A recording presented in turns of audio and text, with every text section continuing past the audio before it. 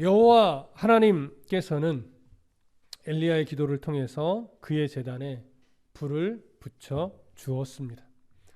아시다시피 엘리야는 바알의 선지자들과는 달리 그 어떤 큰 외침도, 그 어떤 종교적 퍼포먼스도 없었습니다.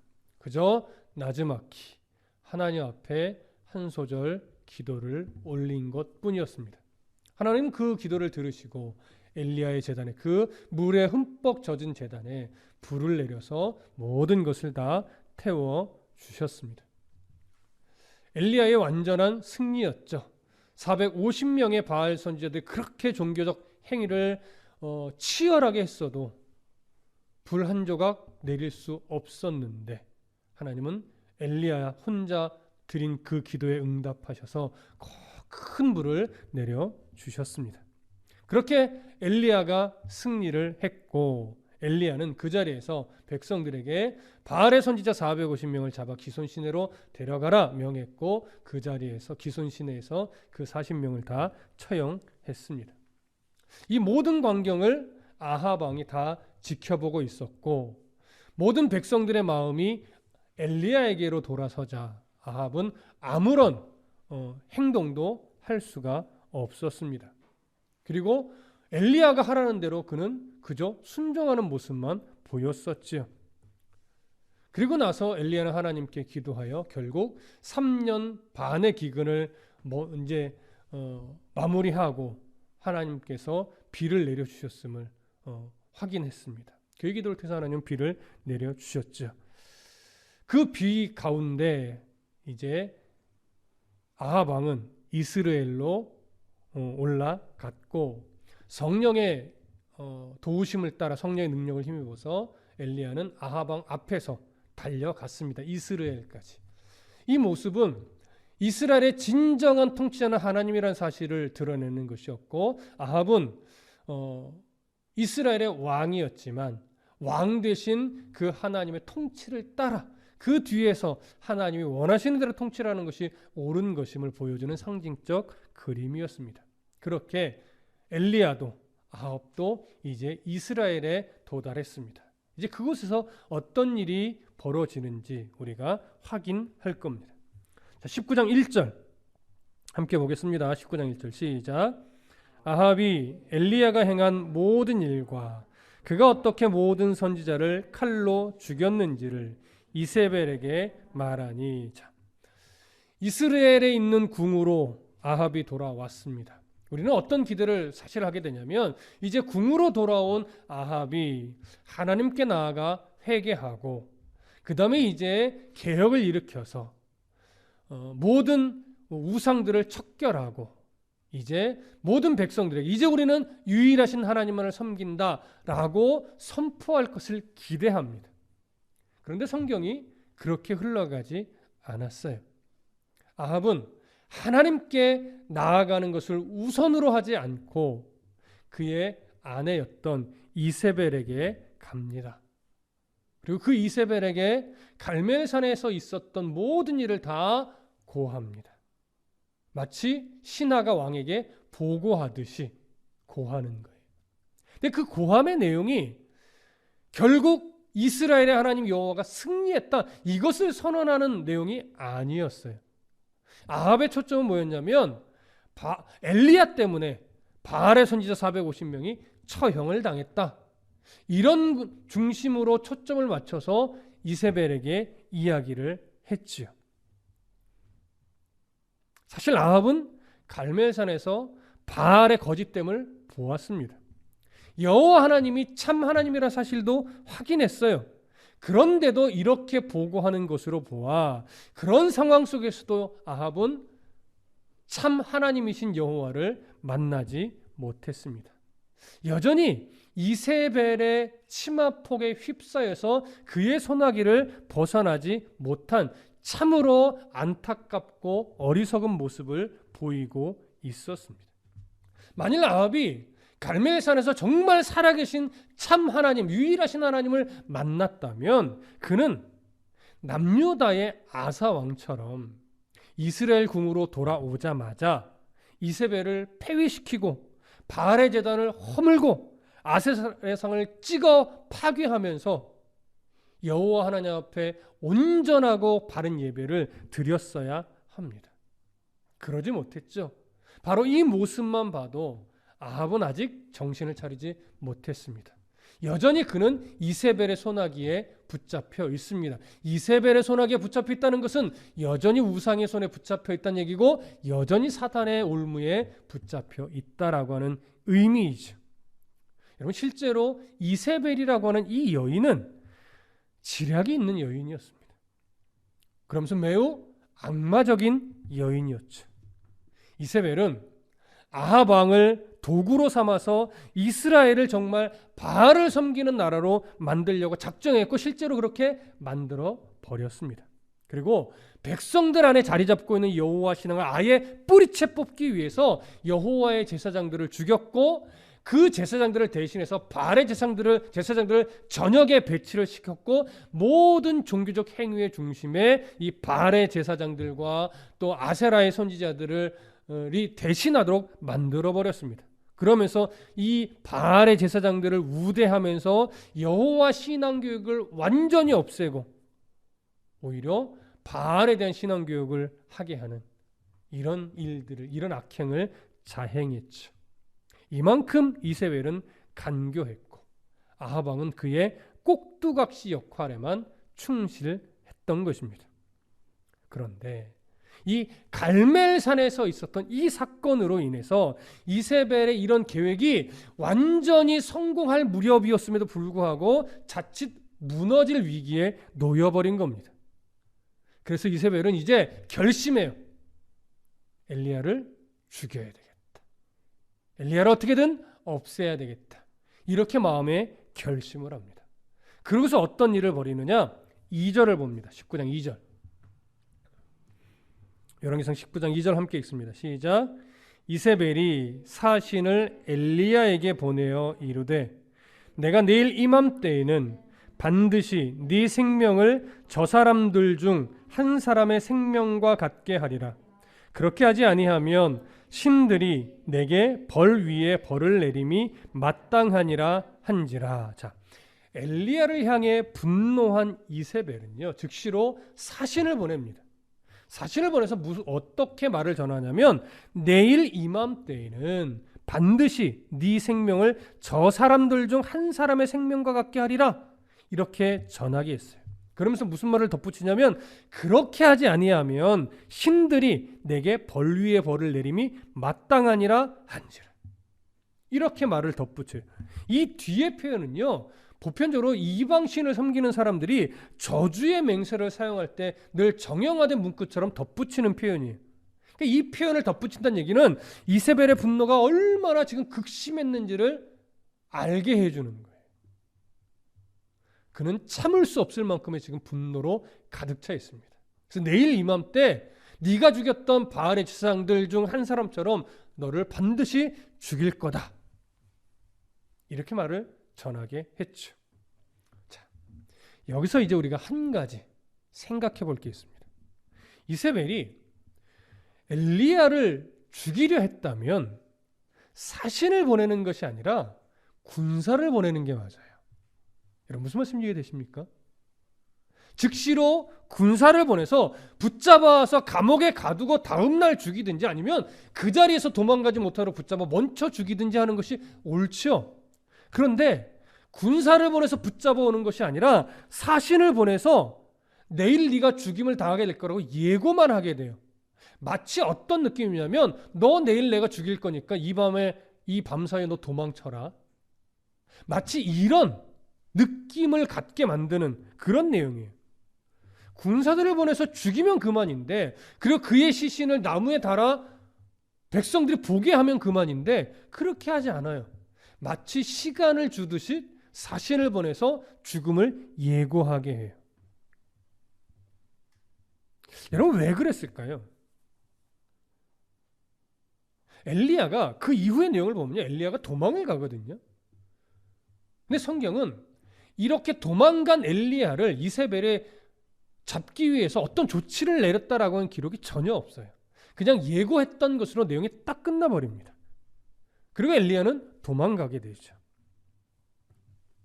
여기서 우리가 충분히 가능성 있는 추측이 뭐냐면 현재 이세벨은요 엘리야에 대한 분노는 분명히 가득 찼어요. 정말 죽이고 싶었어요. 그리고 죽이려 했을 거예요.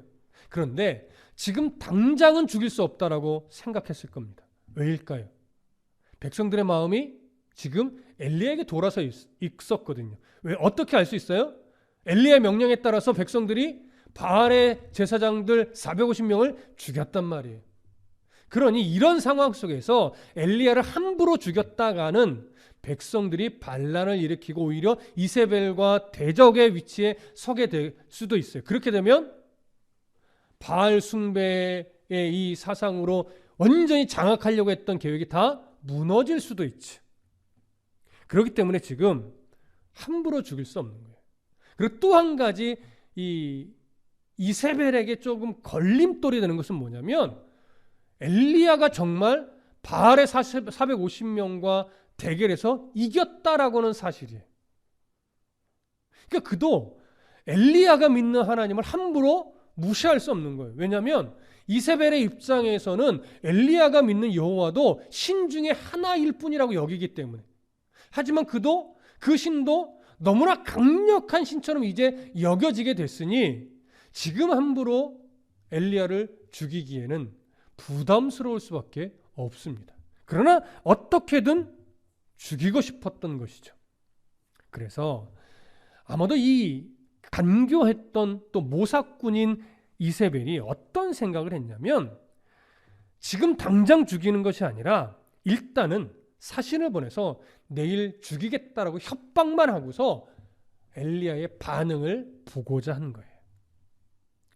어떤 바람을 갖고서 이런 협박을 했냐면 겁을 먹고 도망가기를 바랬던 거죠. 만약에 정말 이세벨이 원하는 대로 엘리야가 겁을 먹고 도망가 버리고 한동안 잠적해 버렸다면 분명 그는 엘리야는 이렇게 겁쟁이에 불과하다라고 소문을 내면서 마치 흔히 말하는 찌라시를 뿌렸을 거예요. 그래서 거짓 소문을 퍼뜨려서 엘리야는 겁쟁이이고 사기꾼이고 거짓말쟁이다.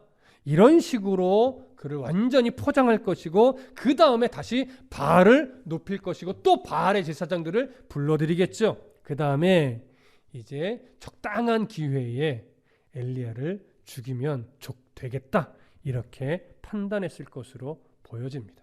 물론 학자들 중에는 엘리야를 죽이겠다라고 사신을 보내서 예고하게 한 것은 나중에 공개 처형을 해서 실추된 명예를 회복하려고 했던 것이다 라고 보는 견해도 있어요. 그럴 수도 있습니다. 하지만 그렇게 보는 견해가 조금 무리한 이유는 뭐냐면 엘리야가 유다로 도망갔을 때 이세벨이 그 어떠한 추적도 했다라고 하는 기록을 하고 있지 않기 때문에 그래요. 그래서 지금 당장은 엘리야를 죽일 의도는 없었고 그에게 죽음을 예고하면서 그의 반응을 보고 어떻게 해서든지 그를 거짓말로 나쁜 존재로 몰아가려고 했던 것으로 그렇게 여겨집니다. 자, 3절을 볼까요? 19장 3절 이제 엘리야의 반응을 보겠습니다. 3절 함께 읽습니다. 시작.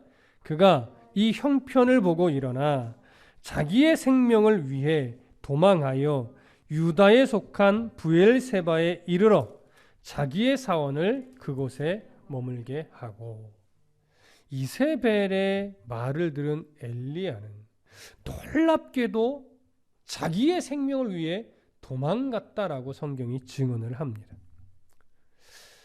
이세벨의 말을 들었을 때 엘리야가 그의 마음을 간파하고 그 자리에 계속 머물면서 이스라엘 백성들을 말씀으로 채찍질하면서 돌아설 수 있도록 끊임없이 인도했다면 아마 사실 아무 일도 일어나지 않았을 겁니다. 그런데 안타깝게도 이 상황에서 엘리야가 자신의 형편을 보고 겁을 먹고 자기의 생명을 위해 도망갔습니다. 우리는 여기서 좀 이해가 안 돼요. 왜 도망갔을까? 방금 전까지도 갈멜산에서 그 놀라운 역사를 일으켰는데, 이끌었는데 그 놀라운 역사에 대한 경험은 어디로 가고 지금 겁을 먹고 죽음이 두려워서 이렇게 도망갈 수 있는 것일까? 우리는 그의 두려움이 쉽게 이해되지 않습니다. 성경은 이렇게 말합니다. 그가 두려워하게 된 것, 그가 자기의 생명을 위해 도망가게 된 것이 이 형편을 보고라고 기록을 합니다. 이 형편을 보고 일어나 자기의 생명을 위해 도망간 거예요. 물론 이 형편이라고 하는 것이 죽을 위기에 놓인 이 상황일 거예요. 그러나 꼭 그것만은 아닐 겁니다. 그가 갈멜산에서의 놀라운 역사를 이끌어내고 나서 이스라엘로 돌아왔을 때 그에게는 기대감이 있었어요. 여러분, 엘리야가 이스라엘에 앞서 왔을 때 어떤 기대감을 갖고 있었을까요? 갈멜에서의 놀라운 불이 임하는 사건, 또 3년 반의 기근을 마무리하고 비가 내린 이 사건을 통해서 아합 왕이 변하고 이스라엘 백성들이 변해서 이제 개혁이 일어나고 여호와의 신앙이 회복될 것이다. 이런 기대를 갖고 왔을 거예요. 그런데 이스라엘로 돌아왔지만 여러분, 백성들과 아합에게 종교 개혁을 일으키고 다시 여호와의 신앙을 회복하고자 하는 그런 모습이 보였을까요? 오늘 성경을 보면 전혀 그런 모습을 보인 것 같지 않습니다. 누가 대표적으로 그 모습을 드러냈냐면 바로 아합이 대표적으로 그 모습을 드러냈죠. 하나님께 나아가지 않고 이세벨에게 나아가서 마치 신하가 왕에게 보고하듯이 엘리야가 이런 일을 저질렀어요라고 보고함으로 말미암아 이세벨이 분노하여 엘리야를 죽이려 하는 일만 지금 겪고 있는 거예요. 이런 형편을 보니까 백성들도 가능성 없어 보이고 아합은 더 가능성이 없어 보이는 거예요. 갈멜산의 역사를 딱 등에 업고 이제 이스라엘로 가면 바뀌겠지, 개혁이 일어나겠지, 모든 우상들이 척결되겠지, 이런 기대로 왔는데 막상 비까지 내리고 나서 보니까 백성들은 여전히 여호와 하나님과 바알 사이에서 또 머뭇머뭇거리고 있어요. 아합은 여전히 이세벨의 손에게서 놀아나면서 여전히 하나님께로 돌이킬 생각을 하지 않고 자신을 죽이는 일에 협조하고 있는 이 모습을 보면서 그는 죽음의 두려움도 생겼지만 그와 함께 그의 안에서는 어떤 마음이 일어나냐면 나는 정말 사역의 실패자인가 보다. 내가 이렇게 열심을 냈는데 결국 아무런 열매도 얻지 못하네. 결국 나는 죽임을 당하겠구나. 이런 사역에 대한 회의감과 죽음의 공포가 함께 밀려오니까 그는 절망과 낙심으로 그 자리를 피할 수밖에 없었던 겁니다. 3절 끄트머리를 보면 그렇게 다급히 절망스러운 마음을 가지고 유다 지경까지 급히 도망간 엘리야는요, 사환을 그곳에 머물게 하고 자신은 광야로 들어갑니다. 하나님과 독대하기 위함이겠죠. 자신의 절망을 토로하기 위함이겠죠. 그가 사환을 머물게 한 이 모습만 봐도 현재 엘리야는 결국 자신의 이 선지자라고 하는 이 사역을 마치 포기하는 듯 보여집니다. 현재 엘리야의 마음 상태가 어떠한지 알 수 있는 대목이죠. 엘리야는 정말 모든 것이 지금 흔들리고 있어요. 그래서 우리가 오늘 봐야 되는 것이 뭐냐면 우리가 갖고 있는 우리가 생각하고 있는 엘리야는 절대 그 어떤 것에도 두려움 갖지 않고 흔들림이 없을 것 같은 엘리야예요. 그런데 지금 엘리야의 모습을 보면 그렇지 않아요. 너무나 연약한 한 사람에 불구하고 그 놀라운 일을 일으켰지만 그 이후에 마치 실패자처럼 절망에 놓여 있는 그런 모습이에요. 여러분, 엘리야의 이 절망을 우리가 함부로 비난할 수 없을 겁니다. 여러분, 우리도 신앙생활을 해 나갈 때 하나님을 향한 마음이 변하는 건 아니지만 우리도 신앙이 흔들릴 때가 있습니다. 신앙의 어떤 회의가 될 때도 있습니다. 목회자도 마찬가지입니다.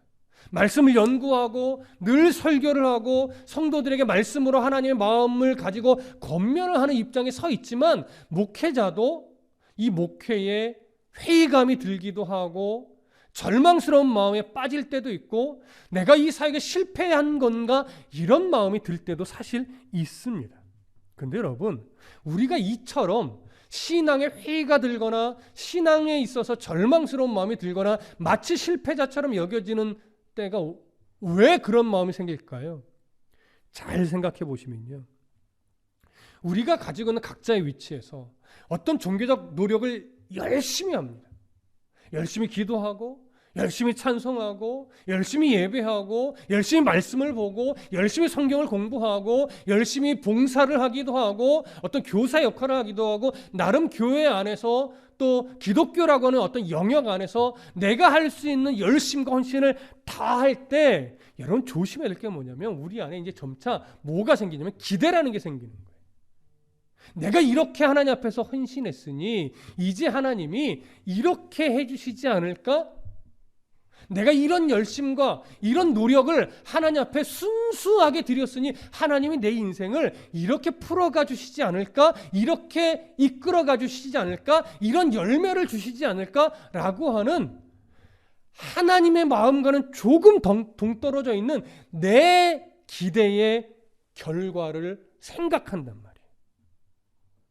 종교적 노력이 근거가 돼서 그런 기대를 하게 될 때 여러분, 하나님이 마침 놀랍게 내 기대와 하나님의 마음이 딱 맞아서 내가 열심히 하나님 앞에 헌신하고 할 때 하나님이 내가 바라던 열매를 주실 수도 있지만 여러분 보편적으로는요, 나의 종교적 열심과 하나님이 주시고자 하는 것들은 내 기대와 다른 경우가 많아요.